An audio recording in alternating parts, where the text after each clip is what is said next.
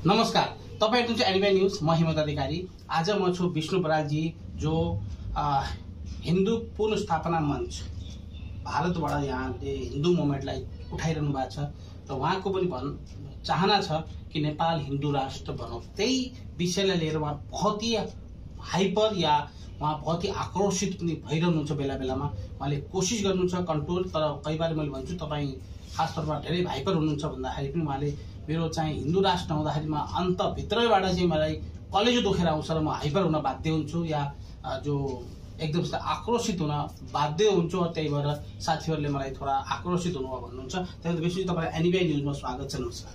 नमस्कार, धन्यवाद। विष्णुजी, तपाईँले विश्व हिन्दू पुनर्स्थापना मञ्चको हिसाबले जुन हिसाबले तपाईँले संस्था चलाउनु भएको छ, हिन्दुत्वको माग गरिरहनुहुन्छ र नेपाल पुरा दुनियाँमा हिन्दू राष्ट्र थियो र हिन्दू राष्ट्र हुँदाखेरि अरू समुदायलाई पनि केही दिक्कत छैन भनेर तपाईँले बार बार कुरा पनि राख्नुहुन्छ।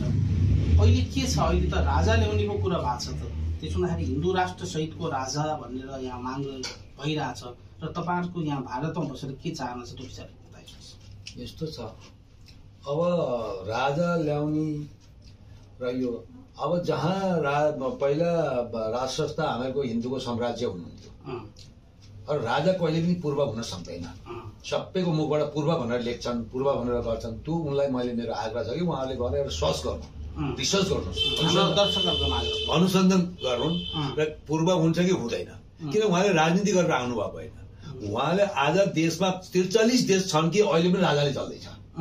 43 देश आज पनि।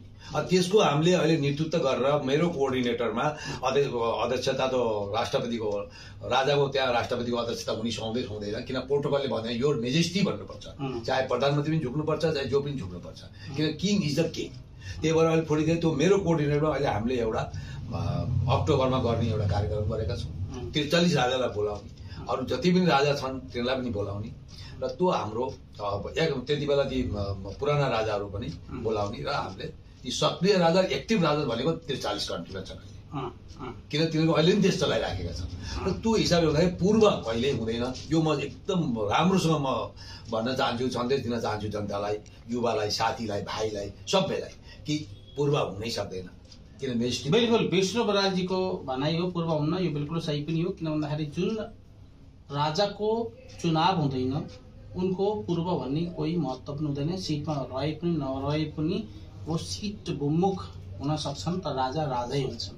त्यही भन्दै विष्णुजी, वास्तवमा राजालाई राजा त भन्नुभयो, तर हिन्दू राष्ट्रलाई नेपाल ल्याउँदा पुरा विश्वमा एउटा हिन्दू राष्ट्र नेपालै हुन सक्ने अवस्था पनि देखिएको छ र हिन्दू राष्ट्र हुँदा कसैलाई समस्या पनि छैन। र हिन्दू राष्ट्र भयो भने तपाईँको के छ, तपाईँको कतिको?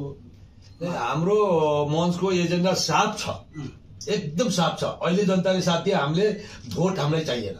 भोट अहिले मैले मागेकै छैन, तर भोट माग्ने म त्यसको कल्पना पनि गरेको छैन। हिन्दू राष्ट्र भए भन्सार 0 गरिन्छ, 0। यो आज होइन, तपाईँहरूसँग बारम्बार यो कुरा मैले राखिराखेको छु, मिडिया मार्फत पनि राखेको छु, यहाँ मात्रै होइन काठमाडौँमा पनि राखेको छु, दुबई जाँदा दुबईमा पनि राखेको छु। म जो कन्ट्री जान्छु उहाँ मैले राखेकै हुन्छु। भन्सार 0 हुन्छ।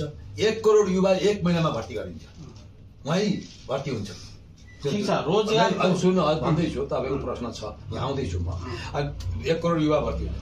अनि आज तपाईँको जिडिपी, देशको जो अर्थ, देश कसरी चल्ने, नेपाल त गैर सूचीमा आयो नि त। केले गर्दा आयो? फाइनेन्सले गर्दा आयो, मागेर खाने मौकाले आयो।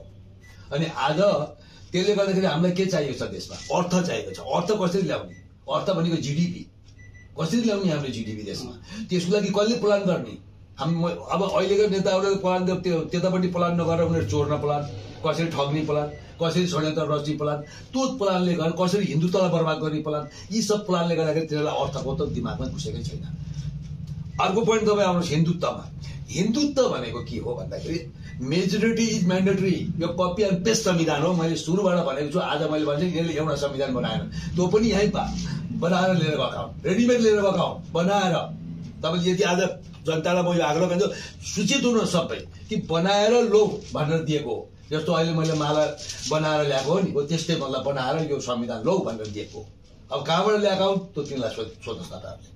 म त अहिले सबै खुलासा गर्न चाहन्छु, एक दिन तपाईँ खुलासा गर्नु। अनि अर्को तपाईँले हिन्दुत्वको कुरा गर्नुभयो। हिन्दुत्व भनेको त्यो कपी एन्ड पेस्ट संविधानमा पनि लेखेको छ, मेजोरिटी इज म्यान्डेटरी। मेजोरिटी त छ हिन्दुत्वको, त घटाइराखेका छन्। ओम शब्दले क्याबिनेटमा पास गरेर निकाल्ने कारण के थियो भन्नुहोस् त? ओम शब्द क्याबिनेटमा चुपचाप 4 जना बसेर पास गरिदिए, किन गर्ने? मेरो एउटा प्रश्न। अर्को प्रश्न, नेपाली जनतालाई भुटानी शरणार्थी उनीहरूले बेच्ने किन? अर्को प्रश्न। अर्को प्रश्न, त्यो बालुवाटार जग्गा प्रकरणमा हेर्नुहोस्, त्यो प्रधानमन्त्री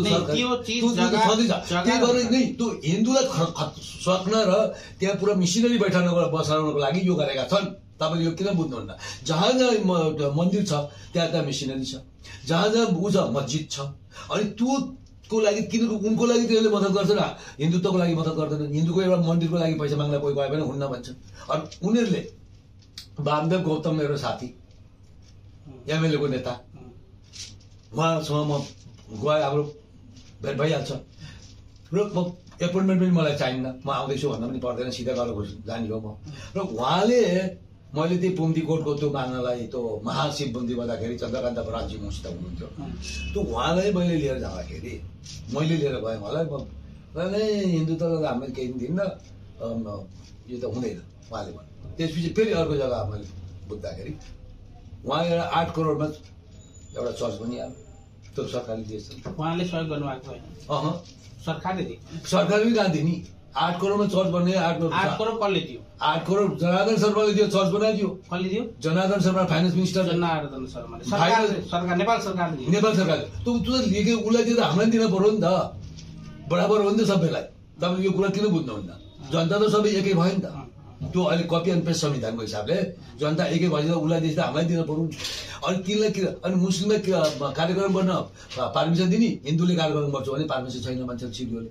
त्यो भनेपछि त सिडिओ के हिन्दू हुन् न, मुस्लिम हुन् न, क्रिस्चियन हुन्, के हुन्थे? त्यही भएर यो पारदर्शिता नभएको हुनाले, पक्षपात भएको हुनाले नेपाललाई हिन्दू राष्ट्र नबनाइ हुँदैन। समुद्रगुप्त मौर्यले वेदमै लेखेर जानुभएको छ, नेपाल एउटा संस्कृतिले जोडिएको देश हो, नेपाल हिन्दू राष्ट्र भरै छोड्छ, नेपाल नाम मेटिन सक्छ, त्यही भएर नेपाल नाम मेटिँदैन। चाहे त्यो भारतमा गए पनि नेपाल नाम मेटिन्न। तपाईँले आज सूचित हुनुहोस्, जनतालाई सूचित गर्न चाहन्छु, नेपालमा नेपाल अब भारतमा हामीले मिलाए पनि नेपाल नाम मेटिन्न। यो तपाईँ राख्नु चाहँदैन। सिक्किम पनि मिलिएको छ, भारतमा सिक्किम नाम मेटिएको थिएन, त्यहाँको शासक मेटिनियो।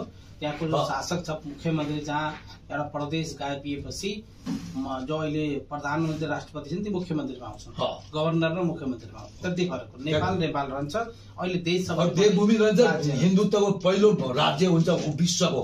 तपाईँको माग भनेको भारतमा गापिए राम्रो, माग भनेको भारत जो तरिकाले यिनीहरूले बेचेर खानु, उडाएर बाँधेर हात नरियल भएको जस्तो हात भएको हुँदा त त्योभन्दा भारतमा भयो त सुरक्षित हुन्छ, भन्सार 0 हुन्छ। यहाँ 60,000मा बाइक चढ्नुहुन्छ भने तपाईँ नेपालमा पनि 60,000मा बाइक चढ्नुहुन्छ। अरू यहाँ काम खोज्दा यहाँ आउनुहुन्छ भने त्यही काम पाउनुहुन्छ। हेर्नुहोस् है, कम्पनी तुलना अहिले हिन्दुत्वलाई माग गर्ने, चाहे दुर्गा प्रसादजीले पनि यही शब्द तपाईँको राख्नु भएको छ कि भारतमा गापी हुन्थ्यो नेपाल, कमसेकम हाम्रा नेपाली दाजुभाइले मोटरसाइकल त चढ्न पाउँथे भन्ने उहाँको चाहना सुनिन्छौँ हामीले। तपाईँले पनि अहिले घुमाएर फिराएर एक कुरा राख्नु भएको छ। अनि देश मेटिँदैन, नाम मेटिँदैन, देश मेटिने हो, या मुख्यमन्त्री गभर्नर हुन्छन्। के कुनै पनि स्वतन्त्र राष्ट्र जो दुनियाँमा अहिलेसम्म गुलाम भएको छैन, त्यसको अवस्था यो अब आएकै हो? त्यसको अवस्था मैले बाध्यता गराएका यिनले, कम्पेल गराएका यिनले, किन यिनले अझ यस्तो नगरे भए त्यो अवस्था आउने थिएन। त्यो अवस्था कतै कल्पना गर्न सक्ने थिएन, जनताले कल्पना गर्न सक्ने थिएन। आज त्यो बाध्यता बनाए, आज त्यो गर्नै पर्ने अवस्था आइसकेको छ। आज त तपाईँ जन्मिने बित्तिकै तपाईँ बाहिर जानुपर्छ भने तपाईँले के भन्नु? वास्तवमा हिजो राजतन्त्र हुँदाखेरि जुन हिसाबका विकास थियो र अहिलेको विकासमा केही न केही त अनुभव, केही न केही त त्यसका सकारात्मक पक्ष पनि त होला नि। हिजो मैले एकदम पारदर्शिता जुन हिसाब तपाईँले भन्नुहुन्छ, आजबाट 30 वर्ष पहिलेको ढेर अघि नजाऊँ, सिर्फ 30 वर्ष जाऊँ। किनदाखेरि कैपाली मैले अहिले भने बहुदल आएपछि 91-90बाट सरकार बन्यो, मैले 29 वर्ष भने कि सरकार जो छ बहुदल यो अहिले प्रधानमन्त्री सिस्टम जो अहिले आयो 29 वर्ष भयो, 5 वर्ष ज्ञानेन्द्र चलाउनु भयो।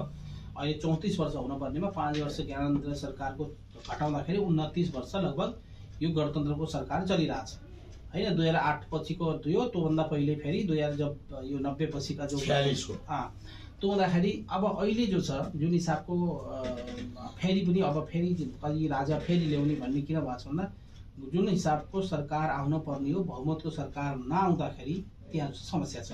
र अहिले तपाईँलाई मैले वास्तव भन्छु कि पहिलाको र अहिलेकोमा केही न केही विकास होला, त्यसको बारेमा तपाईँले के सकारात्मक भन्नुहुन्छ? यस्तो छ, के भयो भने मैले जान्छु। यस्तो छ, तपाईँले बहुत राम्रो प्रश्न गर्नुभयो, म तपाईँलाई धन्यवाद दिन चाहन्छु। यो एकदम टेक्निकली प्रश्न गर्नुभयो और त्यसलाई हामीले एनालाइसिस गर्छौँ। म स्वयं इन्जिनियर एनालाइसिस गर्छौँ। आज तपाईँले जन्मिँदाखेरि 2 रुपियाँको सामान किन्थ्यो भने आज त 100 रुपियाँ भयो, अटोमेटिक परिवर्तन भयो। त्यो यिनीहरूले परिवर्तन गरेका होइन नै, त्यसरी जनता सूचित हुन आवश्यकता छ। यिनीहरूले परिवर्तन गरे। आज मैले तपाईँले भन्नु, मैले आज कसैले तपाईँले 500 मा नोकरी गर्नुभयो, त्यो समयमा मेरो बाबाले 2 रुपियाँमा नोकरी गर्नुभयो। त्यति बेला म जन्मिँदाखेरि मैले 1 रुपियाँमा मैले 1 किलो घिउ किनेको थिएँ। आज घिउको दाम कहाँ भने त्यो अटोमेटिक सिस्टम चलेको, सुका चल्थ्यो, 5 पैसा चल्थ्यो, 1 आना चल्थ्यो, 2 आना चल्थ्यो। अहिले ती सब सक्यो, अटोमेटिक चल्थ्यो। किन त्यो के हुन्छ भन्दाखेरि अन्तर्राष्ट्रिय लेभलबाट एनालाइसिस हुन्छ। त्यो एनालाइसिसमा आज मैले जो काम गर्दैछु त्यो कामलाई मैले एनालाइज गर्छु। आज 10 वर्ष अगाडि गएर सालमा 12.5% त प्लानिङ नीति बनाइन्छ नि, नीति बनाउँदा 12.5% अटोमेटिक योजनामा जोडिन्छ सालको।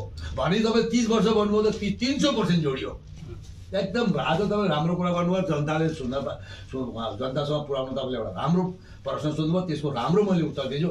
सालमा 12.5% कम्पलसरी जोडिन्छ नीति बनाउँदाखेरि, पोलिसी बनाउँदाखेरि, प्लानिङ गर्दाखेरि। किन त प्लान थाहा छैन नि त, कति जोड्ने कति नजोड्ने त पत्तै हुन्न। जब संविधान बनाउन सकेन भने उसले जोड्ने यो एनालाइसिस गर्ने त उसलाई दिमागमा छैन। प्रत्येक साल महँगाईको रूपमा 12.5 जोडिन्छ म्याक्सिमम हाइस्ट लेभल। अनि त्यसपछि ओभर एन्ड एबो बजेट, हाम्रो जो बजेट हुन्छ त्यसको ओभर एन्ड एबो हामीले 1 टाइम ग्रान्ट पनि हामीले लिन सकिन्छ कतैबाट त। त्यो एउटा। अर्को तपाईँले यहाँ हेर्नुहोस्, ठिक छ विकास त गरे, पक्ष विकास त यसले केही गरेन, 0बाट और माइनस भयो विकास। सुन्नुहोस्, जो विकास थियो त्यो माइनस भयो।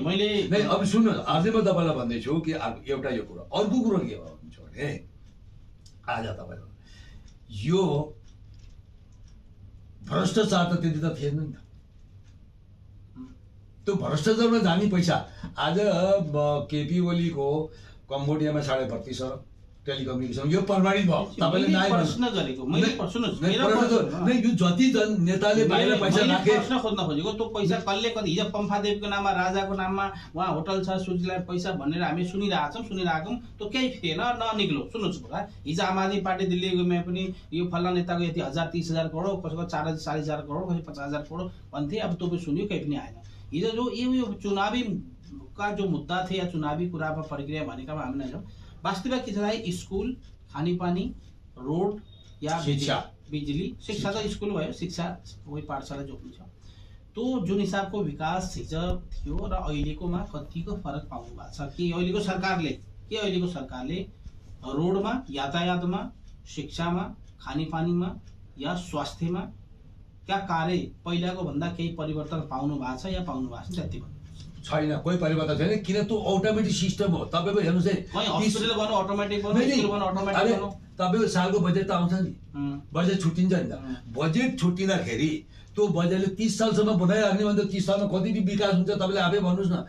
30 सालमा तपाईँ कति ठुलो हुन्छ? भिजन त कहाँ आउने? त्यसले जो बजेट दिन्छ त्यहाँबाट आधा खान्छन्, मूल खान्छ, त्यो कच्चा गर्छन्, अनि फेरि बिग्रिन्छ, फेरि सडक हुन्छ। त्यो कोही पर्मानेन्ट भएको छैन, भ्रष्टाचारले गर्दाखेरि कोही अगाडि बढेको छैन। त्यो कति दिनको लागि त्यो थोरै अलि दिनमा त्यो पनि सकिन्छ, मेटिन्छ, न त भत्किन्छ, भूकम्प आएर लड्छ। त्यो किन भ्रष्टाचारले भएको छैन? त्यही भएर विकास त तपाईँले विकासको नाममा केही पनि नभन्नुहोस्।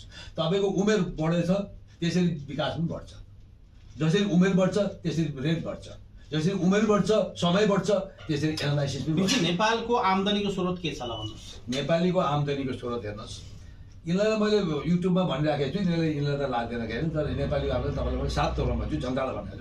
एउटा हाम्रो पानी हो 1 नम्बर।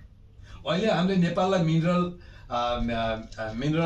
छ, हामीले मिनरलबाट गर्छौँ भन्ने कति तर्क वितर्कहरू हुन्छ नि, त्यो गलत हो। किन्तु आपदा आउँछ, कही देशले त पाइप लगाएर हामीले पेट्रोल पुर्याइन्छ, पानी आफै लान्छौँ भनेर पनि त अपराध हो। त्यो त यस्तो छ नि त, त्यसलाई भन्नलाई त आफ्नो स्वार्थमा भने नि त, बिना स्वार्थ पाइप पुर्याइदिन्छ उनले भने हामीले पेट्रोल एकतर्फा एक पाइपमा पेट्रोल पुर्याउँछौँ, अर्को पाइपमा हामीले पानी लिएर आउँछौँ। पानी छ र पेट्रोलको माग छ त। पानी अब विश्वमा पानी नै पाइँदैन। तपाईँले वर्ल्ड वाटर रिसोर्समा गएर हेर्नुहोस् न, अस्ट्रेलियामा छ यसको हेडक्वार्टर, अस्ट्रेलियामा उहाँहरूले रिसर्च हुँदैछ, विश्वमा पानी नै पाइन्न। अब त यही जो सिवरेजको पानीलाई साइक्लोन गरेर त्यही पिउने त्यही अहिले बनाउनको लागि मोदीजीले अलरेडी प्लान गरिसक्नुभयो। यिनीहरूले गरे। त्यही भएर नेपाल धनी देश हुनसक्छ, पानीको रिसोर्स बहुत राम्रो छ, तर त्यहाँ तिनीहरूले के गर्यो भने रिसोर्स स्रोतै बेच्यो भने त सकियो नि त। रिसोर्स बेचेपछि त तपाईँले कहाँबाट रिसोर्स हाम्रो एउटा त्यो रिसोर्स हाम्रो एउटा रिसोर्स हाम्रो भन्साको रिसोर्स छैन। भन्साको त जेबमा हाल्ने रिसोर्स हुने सबै, चाहे अधिकारीले होस् चाहे नेताले होस् चल्यो, त्यो भन्साको एक पैसा देशमा लाग्दैन, सबै आफ्नो आफ्नो जेबमा जान्छ। भात बोड्नको लागि राम्रो भएको छैन, दसैँ खर्च, पेट्रोल खर्च, यो खर्च, छोराछोरी खर्च, विदेश जाने खर्च, मेडिकल खर्च, यो खर्च त्यो बराबर हुन्छ। त्यो तपाईँले हेर्नु होला, तपाईँले मान्नु पनि होला रिपोर्ट। एउटा भन्सारले केही पनि हुन्न। अर्को तपाईँको एउटा पानीको रिसोर्स बताएँ मैले। अर्को हाम्रो के छ पर्यटकमा, त्यसलाई पर्यटकमा यति त्यसलाई पर्यटक हामीले अलिक अझ टेक्नोलोजीको हिसाबले पर्यटक जो छ टेक्नोलोजीको हिसाबले बनाउने भने त्यो यति पर्यटक हुन्छ त्यो हिसाबले हेलिप्याड होन्, जग्गा जग्गा एयरपोर्ट बनाओस्, इन्फ्रास्ट्रक्चर क्रिएट गर्नु नयाँ नयाँ होटलहरू होस्, त्यहाँको व्यवस्थापन राम्रो होस् भयो भने। अनि अर्को एउटा मठ मन्दिर छ हाम्रो पर्यटकमै आयो मठ मन्दिर। त्यसलाई पनि जहाँ भएको छ त्यसलाई पर्यटकमा बदल्न पर्यो नि। जस्तो मान्नु छ धार्मिक पर्यटकमा पर्यटक। अब मधेसमा पनि एउटा ठुलो त्यस्तो देवघाट त छँदैछ, अझ शिवघाटतिर अझ राम्रो एउटा पर्यटक बन्न सक्छ। किनभने पर्यटक आइछ, पर्यटक पछि के हुन्छ पर्यटक भयो। त्यसपछि 2 नम्बर 3 नम्बरमा तपाईँ आउनुहोस् एजुकेसनमा। एजुकेसनमा हामीले किन अगाडि बढ्यो, जस्तो हामीले एम्स टेक्नोलोजी इन्ट्रोड्युस गरेर हामीले इस्टाब्लिस गरेर युनिभर्सिटी भने त्यहाँ पढ्न विश्वबाट आउँछ। त्यति तपाईँ जानुहोस्। अहिले त्यहाँको क्लाइमेट, त्यहाँको क्लाइमेटिक इन्भाइरोमेन्ट, क्लाइमेटिक अनि इन्भाइरोमेन्ट पढाइको माध्यममा नम्बर 1 छ। हो त्यही भएर त्यहाँ त्यो गऱ्यो भने हामी त्यसबाट पनि हामीलाई तीसरा रेभेन्यू भयो। चौथा के हुन्छ? चौथा भने एग्रिकल्चर एन्ड हर्टिकल्चर। एग्रिकल्चर बढिया छ, तर एग्रिकल्चरलाई पहाडी सुरिनुमा खेत छ, त्यही त हर्टिकल्चर हो नि त। पहाडीको त मैले हर्टिकल्चर ल्याइहालेँ नि त भाइ। हर्टिकल्चर मैले अनारस लगाउनुहोस्, तेजपत्ता लगाउनुहोस्, कुचो लगाउनुहोस्, तपाईँले सुन्तला लगाउनुहोस्, तपाईँले तेजपत्ता लगाउनुहोस्, यो 50 आइटम लगाउनुहोस्, त्यसलाई बेच्नुहोस्, टाइप गर्नुहोस् international level, national level, block level बोलेर त्यसले किन्दैन, किन त्यहीँ प्रोडक्ट हुन्छ, त्यहीँ खान्छ, त्यही उब्जाउँछ। त्यही भएर हामीले नेसनल लेभल इन्टरनेसनल मार्केटिङ गर्न पर्यो। त्यो चाहियो नि दिमाग, नेसनल र इन्टरनेसनल अन्तर्राष्ट्रिय लेभलमा हामीले पुऱ्याउने कसरी। अब आज चौथा भन्नुभयो, 5वां के हुन सक्छ? 5वां अब हर्टिकल्चर एग्रिकल्चर त भयो। त्यसपछि अझ हाम्रो एउटा त्यहाँ ठुलो इन्कम हुन सक्छ। त्यो त नजर सबैको छ, त्यसमा त मैले भनिसकेको छु धेरै बार। जडीबुटीमा जडीबुटीमा बालकृष्ण आचार्यले जग्गा बेच्छ, केही जडीबुटीको आधारमा खोज्छु भनेर काभ्रेमा 345 रुपियाँ पनि बेचेर ल्यायो नि त। अनि त्यो त प्रमाणित छ, माधव नेपाल लिएर आएको छैन, त्यहाँ बेचेर त्यही जग्गा त्यही लगाएर अन्त लगाएर बनाएको छन्। त्यो तपाईँलाई भन्दा धेरै मलाई थाहा छ। त्यसै बोलिन्न हामीहरू बोलिन्छ एकदम यसको सिद्धान्तको हिसाबमा हामीले बोलिन्छ, सच्चाइको हिसाबमा हामीले बुझ्छ, सबुतको हिसाबमा। त्यहाँ लगानी पनि त छ नि। लगानी कहाँ छ के छैन त्यो मतलब छैन। त्यो किन बेच्ने नेपालको देश किन बेच्ने? त्यहाँ मलाई तपाईँले कहीँ पनि दिनुहोस् न। मैले त्यहाँ जुन हिसाबले हामीले भिजन गरियो त्यो सरकारलाई फिर्ता दिने, सरकारको जमिन हो, त्यो उनको बेच्ने अधिकारै छैन। तपाईँ आउनुहोस् न पोइन्टमा। अनि सरकारको जमिन हो, त्यो बेच्नै पाइन्न। अनि त्यसलाई पनि मैले उहाँ लगाएँ भनेर पाइन्छ यहाँ कोही? त्यो त त्यसमा म सरकारको जमिन लिन्छु बेच्छु, त्यसमा त त्यो त म त्यसै ऊ भइहाल्छु नि। त्यो होइन, त्यो बेच्नै पाइन्न। जब लिइन्छ उसमा त्यो बेच्न पाइन्न, सरकारको जमिन लिजमा लिएको बेच्नै पाइन्न। त्यही भएर त्यो छ। अन्त त कहाँ के छ त्यो त छ त्यसको। त्यही भएर जडीबुटी हाम्रा नेपालका जो साधु सन्त छन् तिनलाई दिनुपर्छ। तिनले बनाउँछन् त भाइ, तिनले बेच्छन्, तिनलाई त पाएर लाइसेन्स दिन्न नि तिनले।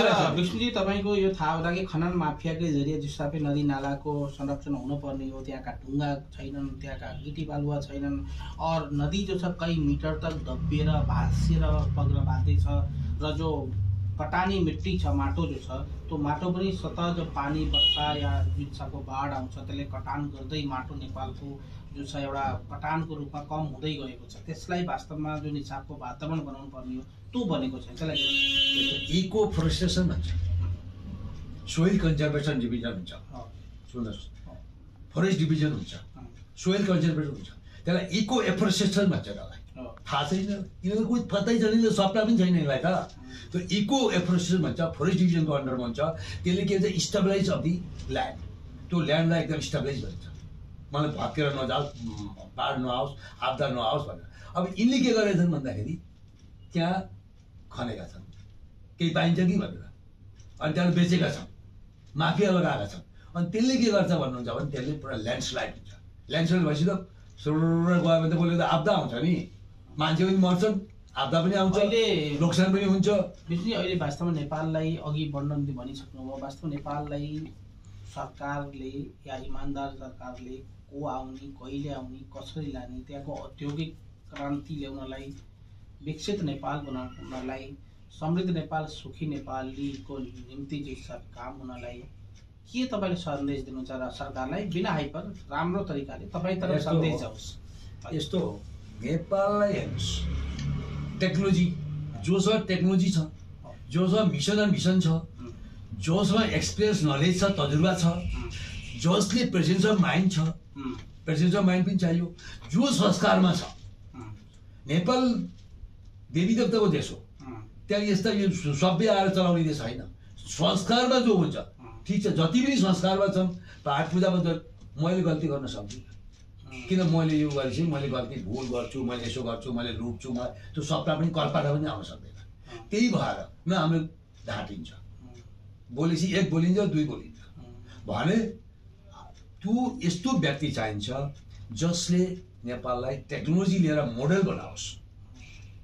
कुन सेक्टरमा कति हामीले इन्भेस्टमेन्ट छ, कति हाम्रो रेभिन्यू आउँछ, कति हामीले के गर्नुपर्छ, जिडिपीको लागि प्लान गर्नुपर्छ, र कसरी हामीले इन्टरनेसनल मार्केटिङसँग टाइप गर्ने, कसरी हामीले अरू पडोसी देशसँग डिप्लोमेटिक डायलग गर्ने, कसरी फोरेन पोलिसीले, विदेश पोलिसीले के बताउँछ त्यसलाई पनि मध्यनजर राख्नु पर्यो।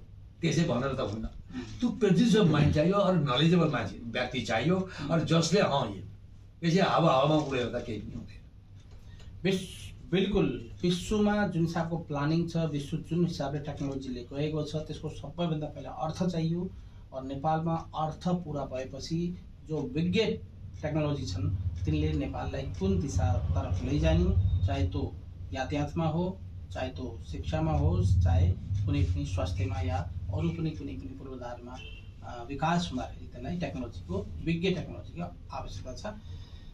विष्णुजी, अन्तिममा हाम्रा एनबिआई न्युजका दर्शक प्लस भारतभरमा छरिएका नेपाली दाजुभाइ जो तपाईँले भारतमा धेरै संस्थालाई सहयोग पनि गर्दै तपाईँ आउनुभएको छ, हामीले देख्दा पनि कई संस्थालाई तपाईँ लाखौँको सहयोग पनि गर्नुभएको छ।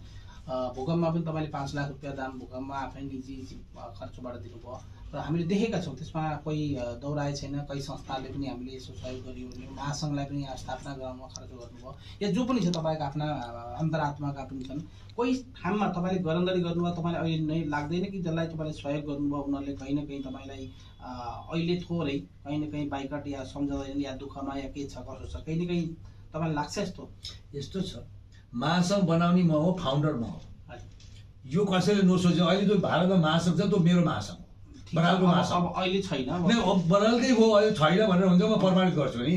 त्यसै त छिन, तपाईँले अहिले क्यान्सल बनाए भन्नाले अब तपाईँलाई अहिले मैले यो लिएर गएर कति दिन लाउँछु, कुनै कति दिन लाउँछु तपाईँको यो कोर्ट, मैले हजुरलाई म यो प्रश्न गर्न चाहन्छु। त्यही भएर अर्कालाई ढाँटेर, अर्कालाई झुक्काएर, अर्कालाई छलेर गरेर त्यो धेरै दिन चलेर त्यो मेरो महासङ्घ हो। त्यसले जसले जति भने त्यो महासङ्घ बरालको महासङ्घ हो, यो सूचित सबैको। अरू जति पनि मैले सहयोग गरेँ जनताहरूलाई, त्यसको लागि मैले किन महासङ्घ ल्याएको हेर्नुहोस् है, जनताको आवाज नेपाल सरकार तक पुगोस्, 1 नम्बर। 2 नम्बर, जनतालाई आज जो पीडा भइरहेको छ, जो समस्या परिरहेको छ, त्यो समस्याको भारतमा भएको समस्याको समाधान होस् नेपालमा, सरकारले सुनोस्, जानोस् र संज्ञान लियोस्। त्यो दुईटा थियो। 3 नम्बर मैले के सोचेर ल्याएको थिएँ भन्नुहुन्छ भने, मैले त्यसै ल्याएको होइन महासङ्घ हावामा। म अध्यक्ष बन्न सक्थेँ, म आजीवन अध्यक्ष बदली लाऊ भन्न सक्थेँ नि त मैले त भनिनँ नि। लोकेशलाई भने ल बन, ऊ त आफै बनेर गयो र त्यो धेरै दिन चलेर के लोकेश धेरै दिन अब कहाँ चल्छ र चल्दैन त्यो पनि, त्यो साफ शब्दहरू छ। त्यो अर्को 3 नम्बर मैले के भनेर ल्याएको भन्नुहुन्छ भने, यहाँ राजदूतावासले गर्नुपर्ने कार्यक्रम नगर्ने, खालि एटेन्ड भएर अतिथि भएर बसेर त्यो बिल्कुल 1 मिनट मलाई भन्न दिनु, त्यो गरेर मैले राजदूतावासले काम गरेको नदेखेको हुनाले उनीहरूको आउटपुट काम गरेर मात्रै हुन फेल पास हुन्छ सालभर पढेपछि त्यो आउटपुट नदेखिएको कारणले त्यो पनि नेपालसँग पुगोस् हेर्नुहोस् है यी तीन अहिले कस्तो छ अहिले राजदूतमा अहिलेका राजदूतले जो कार्य छ कस्तो मान्नुहुन्छ अहिलेको राजदूतले के गरेछन् भनेर अब अहिले त्यसमा मैले नि तपाईको मनले जुन राजदूतलाई एउटा क्लेम छ राजदूतमा क्लेम छ मेरो व्यक्तिगत छ त्यो छ व्यक्तिगत कोरोनामा अहिलेको लेभलका पनि पहिला भयो अहिलेका जो सिस्टम छ अहिलेको सिस्टममा त ठीक छ तपाईले नै अहिलेको सिस्टममा हेर्नुहोस् राजदूतावासको काम के हो के ड्युटी हो राजदूतावासको राजदूतावासको काम हो दुई देश बीचका सम्बन्धलाई समन्वय गराउने विकासका ढाँचाहरू जो छ दुई देश बीचको अघि बढाउने सांस्कृतिकको दुई देश बीचकालाई अघि बढाउने यही त हो यहाँको जो छ डेभलपमेन्टलाई बढाउने त्यति मात्रै होइन मैले होइन जनताले पनि सुनाउनु सिक्नै पर्यो त्यसमा राजदूतावासको यहाँ राजदूतावासको काम के हो फर्स्ट कोअर्डिनेटिङ त्यही त आयो नि सुन दुई देशको त पोलिसी परराष्ट्र मन्त्रालय चाहिन्छ राजदूतले त फरवर्ड गर्ने हो स्टेट सचिवलाई त्यो हाम्रो डिप्लोमेटिक डायलेक्ट गर्ने हो बुदाहरू हेर्ने हो अनि यो बुदामा सही छ कि छैन भने त राजदूतलाई मात्र त्यो एकदम हेरेर त्यो सोध्ने हो कि परराष्ट्र मन्त्रालय इन्भल्भ हुन्छ त्यसमा तपाईँले त्यो दुई देशको बिचमा राजदूतको कुरा आउँदैन यहाँ राजदूतको कुरा कहाँ आउँछ जो विद्यार्थी यहाँ पढ्न बसेका छन् तिनलाई के समस्या आउँछ एक नम्बर और जो मेडिकलको लागि आउँछन् उपचारको लागि तिनलाई कसैले पैसा लिन्छ कसैले डबल लिन्छ कसैले नेपाली भन्छ कसैले के भन्छ त्यो हाम्रो रिलेसन के छ त्यति बेला पोलिसी आउँछ त्यति बेला राजदूतको काम हुन्छ यस according to our agreement Indo treaty agreement हाम्रो यो थियो यसको हिसाबले हामीलाई भएन त्यो यसलाई अलिक कन्सिडर गरी पाऊँ भनेर सिफारिस गरेर तिनलाई कन्सिडर गरेर दिन पर्ने बिल्कुल तीन नम्बर सुन्नुहोस् सुन्नुहोस् 4-5 मैले यसमा काटिहालेँ यो एउटा बहुत ही महत्त्वपूर्ण कुरा भयो जो स्वास्थ्यको विषयमा कई हस्पिटलमा आधार कार्ड भए 10 लाखमा इलाज हुने आधार कार्ड नभए 49 लाख यानी कि 39 लाख एक्स्ट्रा लाग्ने भन्ने खबर पनि हामीमा आयो यो चिजलाई समन्वय गर्न अति आवश्यकता जो साल भन्नुभयो त्यो राजदूतावासले गर्ने या सरकारको राजदूतावास के हो सरकारको अंग हो औ भन्नुहोस् अरु भन्नुहोस् राजदूतावासको अंग हो तपाईँ भन्दै हुनुहुन्थ्यो मैले विचार हो कि ठीक छ राजदूतावासको अंग हो सरकारको अंग हो यो ड्युटी राजदूतावास हो न कि कुनै जनता हो और कोही जनताले यस्तो छन् कि 10 लाख दाममा 20 लाख छ भनेर आफूले खाएका छन् त्यो पनि साथ छ है तपाईले चाहे राम्रो मान्नु चाहे नराम्रो मान्नु छन् म प्रमाणित गरिदिन्छु नाम सही ठीक छ कसै प्रुफ सही त्यही भएर त्यो पनि यहाँ छ त्यो मर्ने त सोधा साधा नेपाली रहेछ नि जस्तै त्यो भएपछि राजदूतको के काम मेरो प्रश्न त्यो शिक्षामा राजदूतले आकारमा त उहाँले गर्नुभएको त पुरै भारतमा नै राजदूतको एउटा फोनै उठ्दैन तपाईले फोन गर्नु त उठेर अहिलेमा काम काटिदिन्छु ल अहिले त यो छ अलग से त एउटा डिपार्टमेन्टै बनेको छ अहिले त फोनै उठ्दैन एउटा नै जो पहिला अहिले उठ्छ अहिले तपाईँ हामीले गरौँला उठ्छ मैले पैपाली कोसिस गरेँ केमा गर्ने फोन ल म गर्छु डाइरेक्ट अहिले गरौँला बिल्कुल अहिले उठिया छ नै फोनै उठ्दैन त्यो के का त्यो युनो सुरु मैले पुरा नोट गरेर राखेको छु कुन दिन बर्माटर फाट्छ त्यो दिन मैले पुरा हिसाब लिनुपर्छ यसको के हो एक गरेर हिसाब वास्तवमा ठीक छ तपाईहरुले के आफ्ना अनि फेरि यहाँ अर्को के छ सङ्घ संस्थालाई पैसा भाग्छन् कसैलाई कति दिन्छन् कसैलाई कति चाहिँ बराबर किन गर्दैन त्यसको के अनि त्यो संस्थाले के काम गरौँ कसलाई पर्फेक्ट गरौँ हुल आक्स दिस कसले सोध्ने हो कसको दायित्व हो यो तपाईँ आउनुभएको यो बहुत ही महत्त्वपूर्ण हो कि कल्चरमा पनि हामीले कसैलाई 30,000 कसैलाई 50,000 कसैलाई लाख कसैलाई 2 लाख जो पनि हेरेर हामीले त्यो मान्छे हेरेर दिनुभयो त म भोलि मोदीबाट लेखाएर त्यसको तपाईलाई आपत्ति भयो नै आपत्ति होइन मेरो आपत्ति र जनतालाई आपत्ति छ कस्तो कुरा गर्नुहुन्छ तपाईँले जनतालाई आपत्ति छ अगर त्यो भनेमा भोलि प्रधानमन्त्रीबाट लेखा ल्याउँदा मलाई चुल्का ला भनेर दिने अनि त्यो संस्थाले जनतामुखी कार्य नै नि कोही कार्य सारे कोही कसैले केही गरेको छैन केही गरेको छैन कोही कार्य छैन कार्य छ भने मैले देख्दिनँ त्यो नाचगान गरेर कार्य हुन्न बिल्कुल समाजमा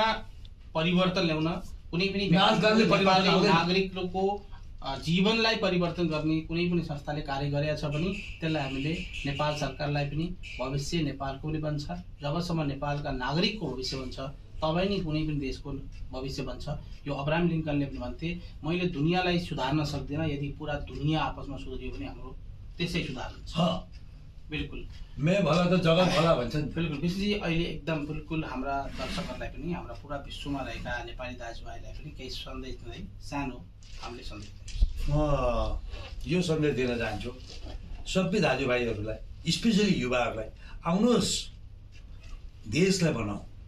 मलाई भोट नदिनुहोस्, मैले हात जोडेर बिन्ती छ, मलाई कोही प्रधानमन्त्री बन्न छैन, मलाई केही पनि भएन, तर देशलाई तरक्की गर्ने मसँग त्यो क्यापेसिटी छ, त्यो म गर्न सक्छु। आउनुहोस् तपाईँहरू गर्नुहोस्, तर युवा आउनु पऱ्यो, एक्टिभ युवा। यिनीबाट देश भन्दैन न, रविबाट देश भन्छ। रविलाई पनि तपाईँहरूले समर्थन नगर्नुहोस्, मेरो साफ सन्देश छ। किन उसले 2007 देखि लिएर 23 सम्मको मैले उसको इतिहास हेरेँ। इतिहास 2007 मा त्यो अमेरिका छियो, ठिक छ। अनि त्यहाँबाट आएको 6 सालमा तपाईँ 12-15 करोड रुपियाँ कहाँ ल्याउनुहुन्छ, 100 करोड रुपियाँ कहाँ ल्याउनुहुन्छ।